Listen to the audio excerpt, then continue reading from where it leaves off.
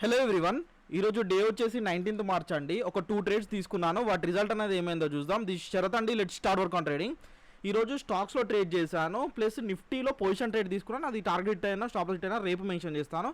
ఈరోజు స్టాక్స్లో 2 ఫైనలైజ్ చేశాను అనమాట, ఫిల్టర్ చేసి. ఫస్ట్ స్టాక్ వచ్చేసి కళ్యాణ్ జ్యువెలరీస్ అనమాట. ఇది 1 అవర్ టైం ఫ్రేమ్లో తీసుకున్నాను.